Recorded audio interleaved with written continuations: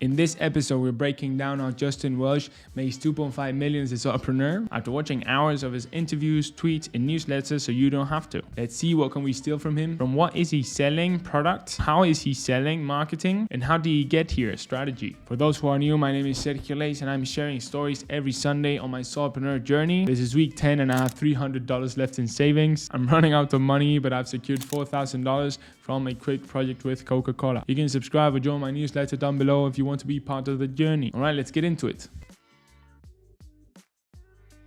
So his starting point as a solopreneur was a service business, doing consulting for clients in the SaaS space for healthcare, which is where he came from. At this point, he was the product of his business, trading as time for money. And as you know, that is not the goal because we all want to make passive income, but it's a great place to start. Talking to clients and observing any problems to which you can later build solutions for. And that's how businesses are born. So to get new clients, he started posting on LinkedIn, bought a bunch of courses to learn how to do this, and shared content around the SaaS space, which has nothing to do with what he talks about today. He was doing great on LinkedIn and started to see a pattern. People continually asked him how he was doing so good on LinkedIn. So surprise, surprise, this was his aha moment to start an online course based on this, helping other people build audiences on LinkedIn. I bought this course even though I don't do LinkedIn, but I just wanted to know how his brain works. He sells this course for $150 and he has over 22,000 students, which is more than 3 million for a 2-hour course. With no fancy edit, just him at his office. Crazy. His advice is to build products for yourself. So learning LinkedIn and making it work is something he's done. So he built a course he would have loved to buy himself. He had already taken the courses out there, so he just copied what they were doing right and improved what they were doing wrong. He later launched a second course on creating a content system, and he's just launched a more expensive one, the Creator MBA, for around $900. It feels like a natural process. He first does consulting, then makes smaller courses on his small journeys, and now makes bigger courses on his big journeys. He'll probably be writing a book soon or something. Besides online courses, he sells sponsorships on his newsletter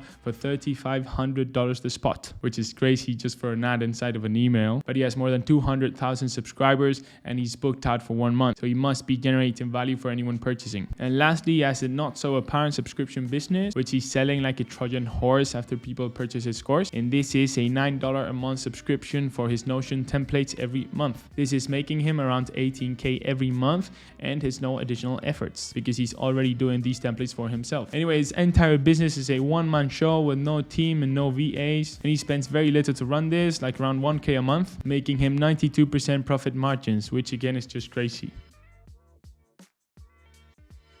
Okay, so how the hell is this guy selling so many courses? Because making a course is easy, but the challenge is convincing 200,000 people to give you their money. So the core of Justin's strategy is to build trust. He's not here for a walk. He's been delivering value for years on LinkedIn and Twitter. Anyway, let's get into the mud. So his funnel is pretty simple. He's generating followers, which drive users to his site, who then subscribe to his newsletter, and finally buy his courses. On LinkedIn and Twitter, he shares daily valuable content for his target, anything around starting solopreneur businesses. Every now and then, he promotes his newsletter to get people out of social media and into his website. He won't mention his courses too much at this point. He's just bringing value in short form content for LinkedIn and Twitter and in long form content in his newsletter. So when you get in his newsletter page, you're just convinced to join. He's building trust super transparently. There's no sketchy lead magnets in exchange for your email. You read a few issues and see how they're packed with value in less than 4 minutes, super convenient. And you see how 200,000 people have already joined. So you're not going to be less and join the journey as well. At this point, you're inside his world. You follow him on Twitter or LinkedIn for free daily value, and you're part of his newsletter for weekly value. So in every newsletter, he has a call to action mentioning his courses, but instead of saying buy now my $150 course, he builds a ton of trust saying whenever you're ready, here's how I can help you. I copied this for my business as well. So you're now completely seduced by this guy's brain and you decide to explore the courses. You enter the course page and you see a ton of social proof from pretty big guys as well. And at this point, after months consuming his free content, you feel like the craving to buy the course. Pretty interesting journey, right? In the end, the internet's still about people connecting with people, and the basis of this will always be trust. So if we're capable of doing this in the long run, we'll get back all this value we've given away. By the way, he also mentions he's never done ads. Everything is organic, which again, I believe it generates more trust. And he also has an affiliate program for his own customers where he pays around $50 commission for each sale they bring in, which is a great way to get your customers to work for you as your sales team.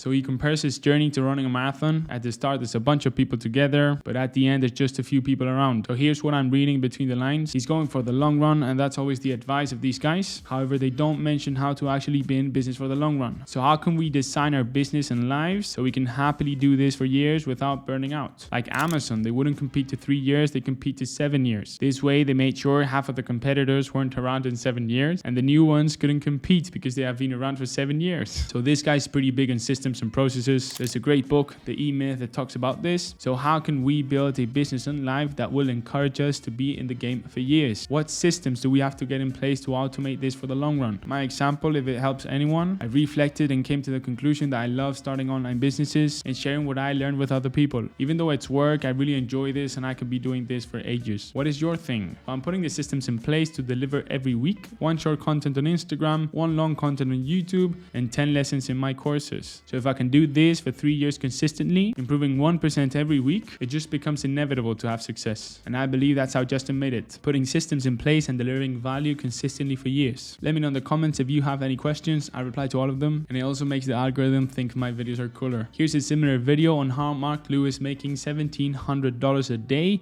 as a solopreneur. I see many patterns involved, so let's see what can we steal from them. Thanks for spending your time with me, and I'll see you in the next one.